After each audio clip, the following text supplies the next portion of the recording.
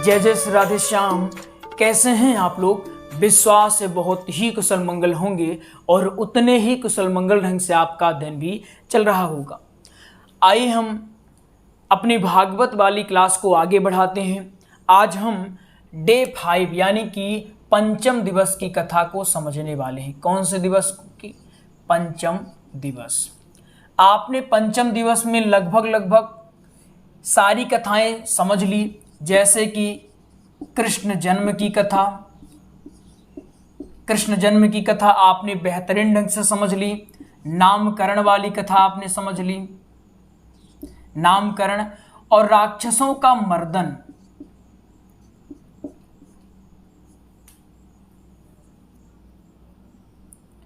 या दैत्यों का मर्दन यहां लिखते हैं, क्योंकि दैत्य बढ़िया रहेगा। दैत्यों का मर्दन, ये आपने बेहतरीन ढंग से समझ लिया है। और भी इसमें आपने विभिन्न लीलाओं को समझा है, किस ढंग से पूतना का वध हुआ। आपने सारी चीजें बढ़िया से समझ ली है। अब हम कथा को आगे बढ़ाएंगे। तो एक कथा जो है आती है आपकी, कहाँ आती है? बकासुर का वध। आज की जो क्लास है ये बकासुर के वध। आज हम लोग जानेंगे बकासुर का वध कैसे हुआ और ये बकासुर नाम का अर्थ क्या है। ये सारी चीजें हम बढ़िया से समझने वाले हैं। तो समझने से पहले थोड़ा आप ये भी समझ लें, क्योंकि अब हम आपको ये बताया करेंगे कि जो हम पढ़ रहे हैं कहाँ से पढ़ रहे हैं। तो जो हम आज प्रसंग समझने वाले हैं, ये प्रसंग भागवत के द्वितीय खंड, कौन से खंड? द्वितीय खंड से लिया गया है। उसमें भी द्वितीय खंड में भी देख लीजिए, जो 10वां स्कंद है और अध्याय 11 है, यहाँ आपको ये प्रसंग पढ़ने को मिल जाएगा। तो इससे आपको फायदा ये होगा कि अब आप लोग खुद से भी पढ़ पाएंगे। अभी तक समस्या होती थी गुरुजी कहाँ पर चल रही, तो अब आप लोगों को हम बीच बीच में बताते चलेंगे, पुस्तक को दिखाते चलेंगे कि यहाँ पर अपनी कथा चल रही है। अब आपका कॉन्सेप्ट क्लियर हो चुका होगा कि गुरुजी आज हम बकासुर के वध को समझने वाले हैं। तो आप लोग तैयार हैं कि नहीं तैयार हैं? अगर तैयार हैं तो कमेंट बिल्कुल कर दीजिए और लाइक में कंजूसी कतई ना किया करें, क्योंकि इससे जब आप लोग लाइक करते हैं तो हमारा हौसला और भी बढ़ जाता है। आइए शुरू करते हैं। देखिए, कथा सीखने के लिए चाहे राम कथा हो चाहे भागवत हो, इसके लिए आपको प्रेमी की तरह इनसे प्रेम करना पड़ेगा। जैसे प्रेमी कैसा होता है, चाहे धूप हो गर्मी हो, प्रेमिका ने कह दिया कि फलानी चीज हमको चाहिए तो वो दौड़ कर लाएगा, चाहे जहन्नुम से मिले। ऐसे ही आपको भी प्रेम करना पड़ेगा। इससे कितना भी कुछ हो रहा है, गर्मी लग रही, ठंडी लग रही है, भूख लगी है, प्यास लगी है, ये अपने को नहीं देखना है। अपने को आपने ठान लिया कि हमको दिन में 10 श्लोक याद करना है, मतलब करना है। हमको फलाना प्रसंग याद करना है, मतलब करना है। जैसे आज की वीडियो आपने देखा कि आज हम क्या समझेंगे? बकासुर का वध। तो आज हम जब क्लास एंड करेंगे तो आपको बकासुर का वध बढ़िया से याद होना चाहिए। चलिए हम इसको समझने का प्रयास करते हैं। देखिए, यह एक पहले तो ये बनाते हैं जलाशय। अभी बिल्कुल भी आपका ध्यान यहां होना चाहिए, विचार कुछ भी नहीं करना। ये क्या है? ये है एक जलाशय। जलाशय का अर्थ क्या होता है? जहां जल भरा होता है, जलाशय जल का आश्रय। जहां जल भरा होता है, जल से भरा हुआ एक गर्त, उसको जलाशय कहा जाता है। यहाँ एक जलाशय है। अब कृष्ण भगवान गाय चराना प्रारंभ कर चुके हैं। क्या चराना? गाय। गाय नहीं, गाय का बछड़ा। क्या? गायों के बच्चे, गायों के बछड़े। गायों के बछड़े चराना श्री कृष्ण भगवान ने प्रारंभ कर दिया है। छोटे थे तो उनसे कहा गया कि लल्ला तुम लोग अभी बड़ी बड़ी गैयों को नहीं संभाल सकते, हाँ छोटे छोटे बच्चे उनके हैं तो उनको संभालो, तुम भी छोटे, वो बच्चे भी छोटे। तो कृष्ण भगवान गायों के बछड़ों को चराना प्रारंभ कर चुके हैं। यहां समझ में आया? तो एक दिन होता क्या है, यहां और भी जो तमाम ग्वाल बाल थे, कौन? तमाम ग्वाल बाल और अपने प्यारे नटखट से कन्हैया कृष्ण। अपने कन्हैया और भी यहाँ जो ग्वाल बाल थे, ग्वाल बाल, ये सब प्रतिदिन की तरह गाय चरा रहे थे। अब गाय जब चरा रहे थे तो अभी हुआ कि गायों को लग गई प्यास। जो गाय के बछड़े थे, गायों के बछड़ों को लग गई क्या? प्यास लगाई। क्या लगाई? प्यास। अभी केवल समझना है, कैसे बोलना है हम सब बता देंगे। पहले समझना है जलाशय, बछड़े, कृष्ण भगवान बछड़ों को चराना प्रारंभ कर दिए, ग्वाल बाल, ये सब ठीक है। अब जैसे ही इन बछड़ों को प्यास लगाई तो सबने कहा चलो इस जलाशय में पानी पिला देते हैं। तो जैसे ही पानी पिलाने लाए तो यहाँ एक बक रहता था। क्या रहता था? यहाँ एक रहता था बक। बक, ठीक है ना? बक या फिर ये बगुला, इसको क्या कहेंगे? बगुला। लेकिन ये बगुला नहीं था, बगुले के भेष में कंस का एक राक्षस था। क्या था? कंस का एक राक्षस था। क्या था? कंस का एक राक्षस, एक मित्र राक्षस था। कंस ने भेजा था कन्हैया को मारने के लिए। तो उसने इस जलाशय में बक का रूप धारण करके वहां बैठा था कि जैसे ही कन्हैया आएगा तो हम इसको खा जाएंगे। इसकी नुकीली चोंच थी। अब इसको पहले समझते हैं, बनाते हैं, रुकिए, अभी परेशान नहीं होना है, यही बना देते हैं। इतना समझ में आ गया ना? सिंपल है कि एक जलाशय है। क्या है? एक जलाशय है। जलाशय में पानी पिलाने के लिए ये सारी बछड़ों को लाया जाता है। कौन लाते हैं? एक ग्वाल बाल लाते हैं और कन्हैया लाते हैं, साथ में बलराम भी हैं, उनका भी नाम ऐड करेंगे। ये जलाशय है। मुख्य बात को समझना, यहाँ एक बग रहता था, बक।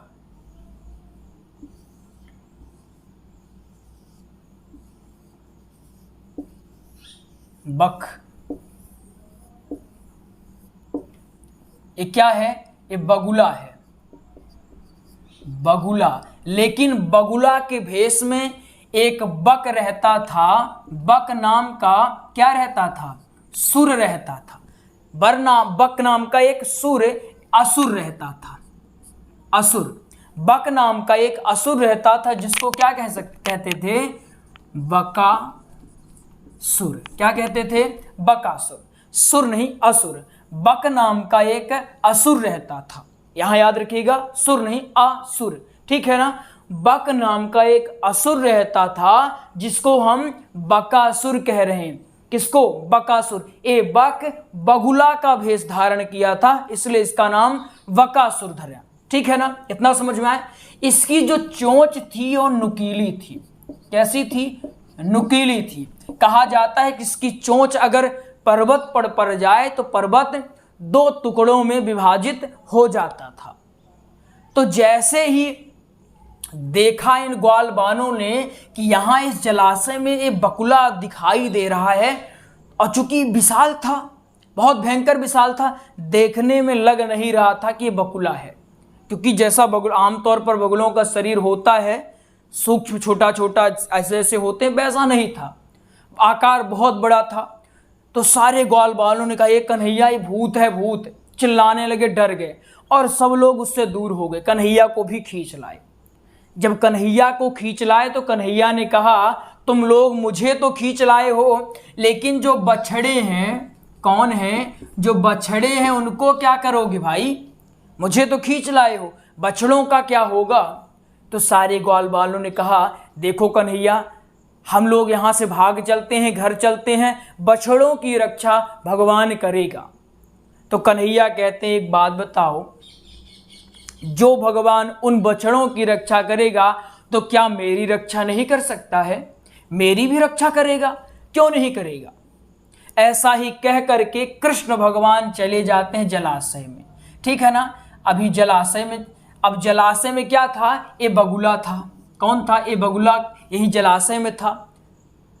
जैसे बगुलों ने देखा कि कृष्ण भगवान आ रहे हैं, तो अपनी चोंच को फैला लिया, और चोंच को फैलाया और भगवान श्री कृष्ण को अपनी चोंच के द्वारा अपने पेट में सबसे अंतिम, सबसे लास्ट में यहाँ पर स्थापित कर दिया।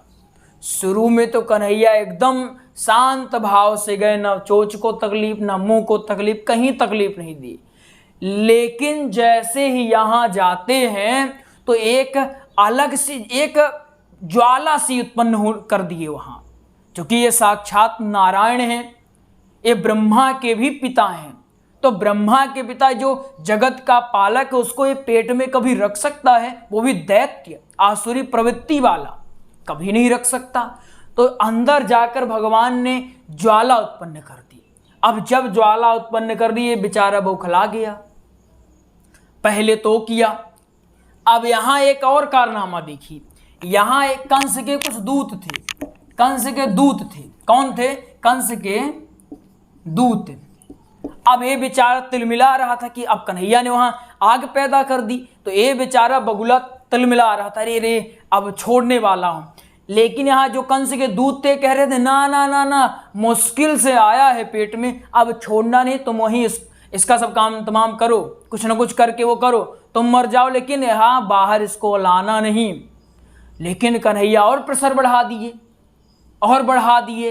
पहले टेम्परेचर थोड़ा किए थे, नहीं देखे कि नहीं समझ रहा है, अब क्या करें, टेम्परेचर को और बढ़ा दिए।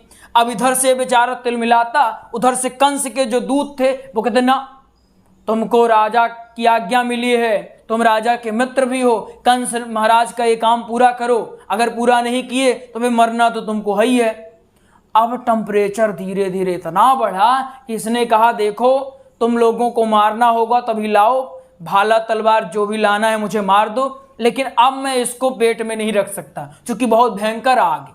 अब वो आग ऐसी थी कि ना तो जला रही थी और ना ही वो शांत हो रही थी। अगर जला देती तो ठीक है, हो जाता काम तमाम, लेकिन वो ना तो जला रही थी और ना ही शांत हो रही थी। ये बड़ी भयंकर आग होती है, जैसे कोई बीमारी होती है ना तो ठीक हो रही है और ना ही वो बीमारी हमको नष्ट ही कर रही है। बीच वाली जो स्थिति होती बड़ी गंभीर होती है।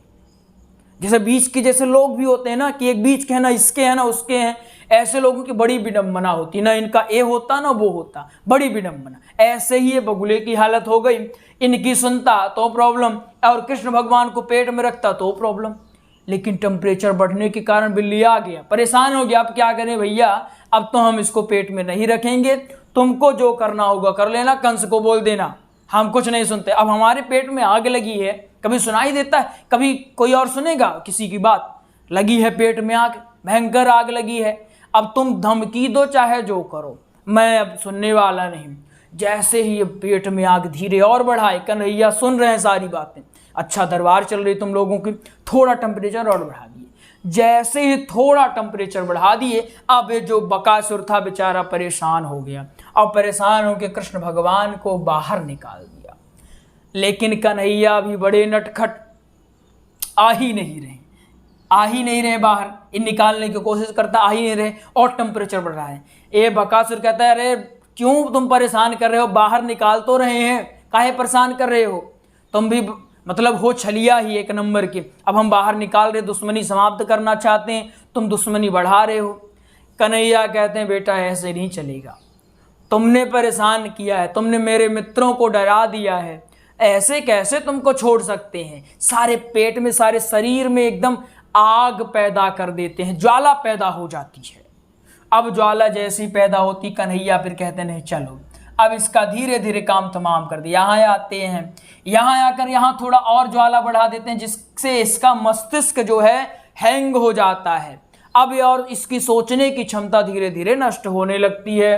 अब भगवान आते यहाँ, और यहाँ आकर के सीधे बाहर नहीं आते, यहाँ आकर के इसकी दोनों चोंचों को पकड़ते हैं और इसको बीच से फाड़ देते हैं। अब ये दो टुकड़ों में विभाजित हो जाता है। क्या होता है? दो टुकड़ों में विभाजित हो जाता है। समझिएगा, समझ में आ रहा है? हालांकि बहुत ही सिंपल है, बहुत सिंपल प्रसंग।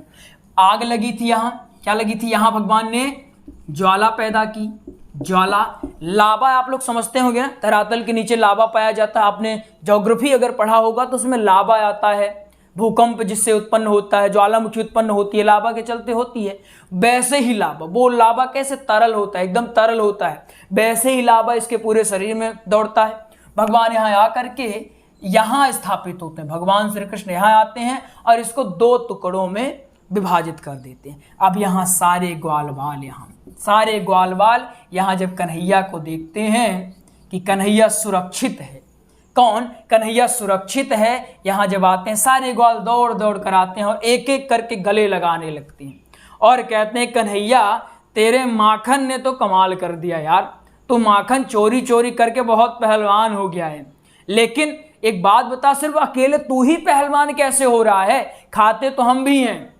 कन्हैया बात को घुमाते हुए कहते हैं देखो तुम लोग अच्छे से नहीं खाते हो, मैं मन लगा के खाता हूँ, तुम लोग डर डर के खाते हो। डर के खाओगे तो शरीर में नहीं लगेगा, मन लगा के खाओगे तो शरीर में लगेगा। मैं मन लगा के खाता हूँ, तुम डर के खाते हो।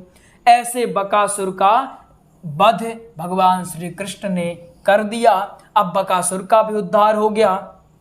अब यहाँ भगवान श्री कृष्ण के जो ग्वाल बाल थे, मित्र थे, सखा थे, सब गले लगा करके बधाइयाँ देने लगते हैं। बधाई हो कन्हैया, तू तो बड़ा पहलवान हो गया। ऊपर से देवता गण भी, चूंकि देवताओं को बड़ा परेशान करके रखा था, तो समस्त देवता भी पुष्प की वर्षा करने लगे। इस तरह से बकासुर का वध हो जाता है। तो विश्वास है आपको समझ में आ गया होगा।